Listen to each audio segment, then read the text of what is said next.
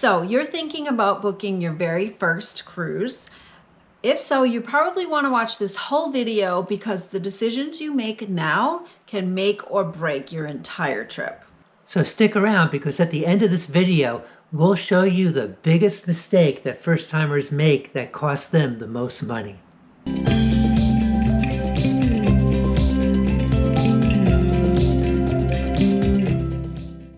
Hi, I'm Crystal. And I'm Marshall. And welcome back to the channel. I'm pretty excited because this is the start of a series called the First Time Cruiser Academy.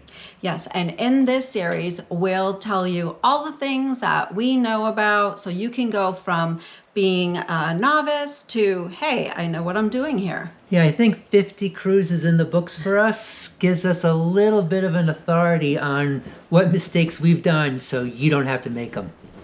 So before we talk about which cruise line is best for you, let's talk about if cruising in general is even right for you. Different people have different preferences. The great thing about cruising is you pack once, you unpack once, put away your stuff, hang up your clothes, and you're set for the duration of the cruise. It's kind of like you go to a hotel, but the hotel takes you to different locations, different islands, different places if you're in Europe. So it's a different mindset. Mm-hmm. And like you said, some people like it, some people don't. I think we would suggest trying it because it's unique and different. And there's a lot of benefit to just unpacking and having your hotel go to different places. Yeah, so you get a variety of food, you get to meet new people. But speaking of people, if you don't like crowds, you might rethink this. There can be sometimes lines to get off the ship or on the ship, and it can feel sometimes a little congested. I'll be honest, that kind of makes me a little skittish. I love people, but I don't love crowds, so I try to stay in uncrowded areas of the ship. Yeah, but truthfully, that may happen to you at a hotel or standing in line to a museum. Mm-hmm. But it is worth noting that you just have to manage some of those crowded times. So I think we're kind of saying there's no wrong answer to this, but I think it's worth a try. So now let's talk about which cruise line is best for you. There are lots of cruise lines out there, but there are some well-known larger ones. So in general, without going into great detail, Royal Caribbean is really a great all-around cruise line. Great for families, couples have a good time. It's just a nice mix of everything. So I think it's just an all-around good first choice. Mm-hmm. Now, we've also sailed on Norwegian, and that has some really nice ships as well. There's a variety of eating options on board Norwegian. You don't really need a reservation. So some people really like that. It's also maybe a little bit more laid back. Yeah, I think the laid back piece is terrific. You know, nowadays, all cruise lines kind of have dress your best for the occasional, what used to be formal night. Norwegian says, dress any way you want, any night, come as you are. And that, to me, that's kind of that cruise line feel for Norwegian. Mm-hmm. Now, Celebrity and Princess are a little bit higher level. Virgin Voyages, if you want to go on an all-adult trip, you don't want any children, and you're not bringing any children, Virgin might be a good option. For sure. And then there's Carnival, of course. Yeah, now Carnival's for a long time known as the fun ship. They're definitely into the party atmosphere, but families also have enjoyed that. But they are known to amping up the fun on sea days and making sure there's a ton of activities going on. And, couples like that a lot too. Mm-hmm. Now, I will say, Marshall's kind of a tech guy. So if you want a tool that will help you figure out which cruise line might be best for you, go to our website because he developed a little quiz for you. Definitely give it a shot. It's fun and also informative. Now, to continue to talk about these larger mass market cruise lines, You have MSC, which is a relative newcomer to the United States, although they've been sailing in Europe for a long time. They are currently known as the price leaders. And they're still kind of getting in tune with the United States market, but their ships are wonderful. And again, it's open to families and couples. And like I said, it is probably the best per dollar cruise line right now, but you are getting still a learning curve on exactly like how they're fine tuning it for the American market. And of course, we would be remiss if we did not mention Disney Cruise Lines. As you know, Disney is obviously great for kids and families. It's a little pricier than, say, MSC or Royal Caribbean or Carnival, but you know what you get with Disney are the Disney characters and the whole Disney experience. So now you got an idea of the different cruise lines, but then you go looking at this and they're like 3-day, 4-day, 7-day, 14-day cruises. What do you cruise for the first time? So a 3 or 4 day cruise, we've done a lot of those because Yes. we work full-time jobs and, sometimes we do a long weekend. A lot of times we do a long weekend. Those are kind of like, okay, if you want to get on a cruise ship and eat different food and you don't have to clean your own room and make your own bed. But I will say, it seems like you get unpacked, you get settled, and then it's like time to pack up and leave again. So we've kind of found 7 days to be kind of a sweet spot. Yeah, I mean, at one level, you're cruising for the first time. Let's just take like a little buffet, a little small bite. I get it.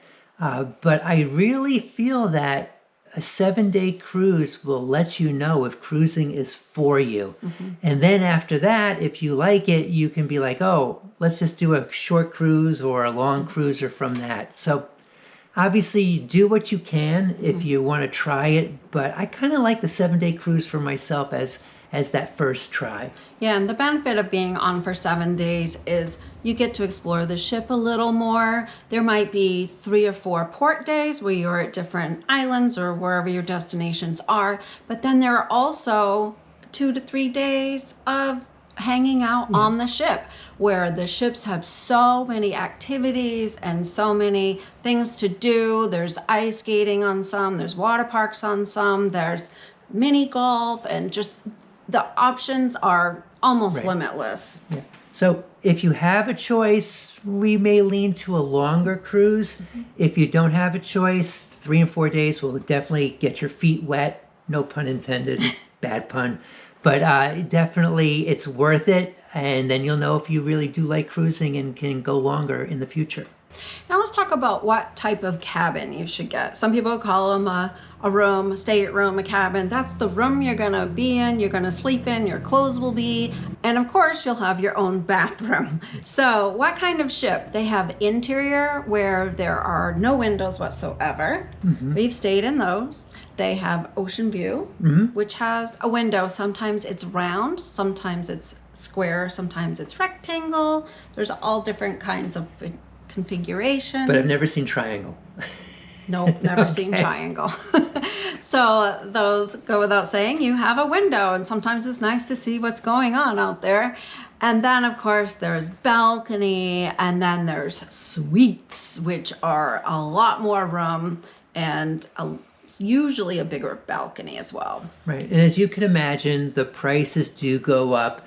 The bigger the window, having a window, bigger the window, and then obviously having a balcony that you can go out and hang out does ultimately cost more, kind of at each of those steps. Preferences for a first time, I would at least start with ocean view, just because you'll get a sense of being out on the sea. Yeah. Do you need a balcony to start? No. And then if you like it, you may decide inside room's the best deal. But I think an ocean view is a good place, middle ground to start. Now let's talk about where your cabin is located on the ship. So obviously a ship is sailing, right? So the very front of the ship, called forward, and the very back of the ship, called aft, you're going to get the most motion. Yeah. So sometimes a lot of people like to stay mid-ship because there's less moving around. Hopefully my hand showed the idea. Doesn't matter to us. We're lucky we don't get seasick, and we've been in some pretty rough seas on some transatlantic cruises. But just keep that in mind too. And sometimes the price is a little higher for those midship. The bottom line is there is a lot of choice out there, cabin type, location, which is why in this series we're going to have a specific video just about cabin choices and locations. Okay, so cabin choices aside, you've chosen one and now you're like, where should we cruise for that first time? And we're going to assume that a good starting place is the Caribbean. And you got a lot of different choices out there. Do you think there's a preference of a... I mean, I personally like Southern Caribbean, but there's Eastern Caribbean, there's Western Caribbean, there's Southern Caribbean. Lots of choices. You can go to the Saints. You can go, like St. Croix, St. Martin, St. Thomas.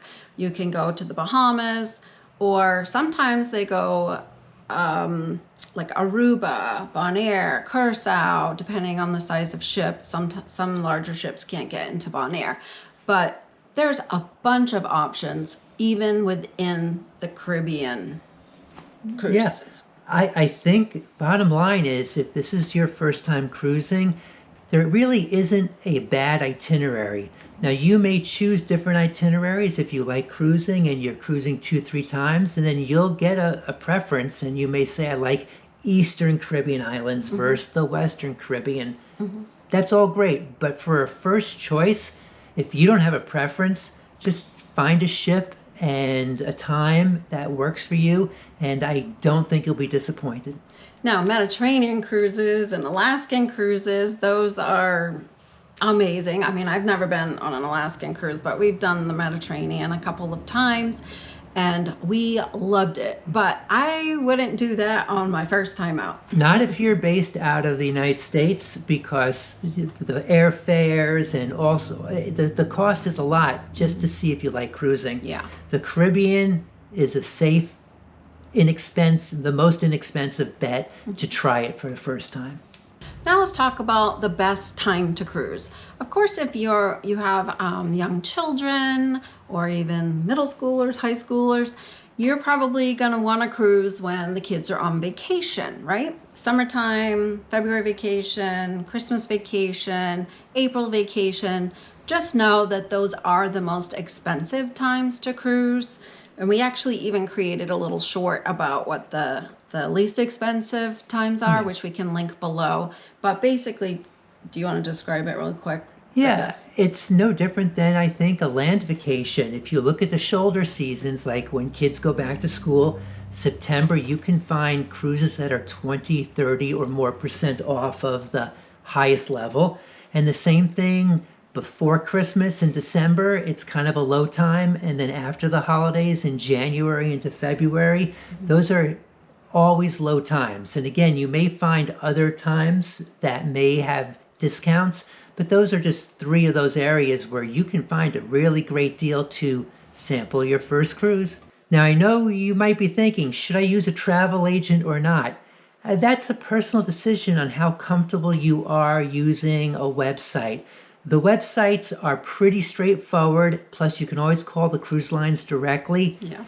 True travel agents, one where you can get personal service, they don't cost any additional money because they're paid by the cruise lines. You just lose a little bit of control yourself doing it. It's really up to you on what you feel comfortable, but realize that you're not paying any extra for a travel agent if you want them to kind of take control of finding the best cruise for you. So you might be wondering if we use a travel agent. We do not, but we have friends who do. And, it's like Marshall said, a personal preference. Yeah, the bottom line is you should never be paying extra if you do use a travel agent. So keep that in mind. Now let's talk about some of the biggest mistakes that we have made personally, for sure, and what we've heard other people make. Yeah, so this is kind of what we promised. We're going to give you more than just one. But the first one, going back to your cabin location, we messed up in the very beginning, not knowing the best places. So we have this helpful tip, which is when you're booking a cabin, just make sure wherever you are that there are cabins on either side of you, cabins above you, and cabins below you. So you don't have to worry about being underneath a pool deck or right next to a lounge that goes till 11, 12 o'clock at night with music. So if you just make sure you have a buffer of cabins all around you, then any location is going to be quieter than maybe some of those other ones. Now, another mistake we've seen people make is when you purchase a drink package, make sure you read the fine print. Different cruise lines have different requirements for that. So, you know, like, for example, if I buy a drink package, an alcoholic drink package, every adult in the stateroom needs to also purchase that. And that can get pricey because it's a price per day per person. So just make sure you read the fine print. Okay. And now the third one, you get 3 for the price of 1, but this is the one that we were really talking about. Most of you are probably flying into a port. Please fly in the day before. It will cost you a night at a hotel, but you know, unlike a hotel that's just sitting there, the ship will leave. And if your flight's canceled and you can't make it, you're going to miss your entire cruise. And it's going to be on you if you book those flights yourself. So the cruise line's going to say, so sorry, but they've sailed for the week and you're not on it. So it may cost you a little bit of money for one night of a hotel, but it could save you thousands of lost money if you miss that cruise leaving on the same day of a flight coming in. I'm going to throw in one more mistake. Bonus 4th. Yes, because I have seen people at the port crying about this. Do you remember that lady? I remember. And husband who they forgot their passport. If you do not have the proper documentation, which is your boarding pass, your passport, or for children, birth certificate, they will not let you. It's the law. You will not be allowed to board the ship. So please make sure you have the proper documentation whenever you do book your first cruise and you're on your way to the port. Make sure you have your documents in hand. Yes, great point. Now, we've covered a lot of things in this first video, and trust us, we will be doing other videos that will go into more detail, but we want to kind of at least sketch out those choices you have when you first think you're going to cruise before we go into the details. So I think we're really hoping that this video is helpful, and the whole series is going to be really helpful for folks thinking about cruising. Yes. So if you are a first-time cruiser, please let us know what your questions might be. And if you're an experienced cruiser, help the community out and enter what you think down in the comments below, what you think some of the biggest mistakes that you've either made yourself or you know of people who have made those mistakes. So that would really help everybody out here. And if you don't want to miss this series or the next videos, definitely subscribe and also hit that notification so you'll be notified that we've produced another installment of the First Time Cruise Academy. So thanks for watching. Take care.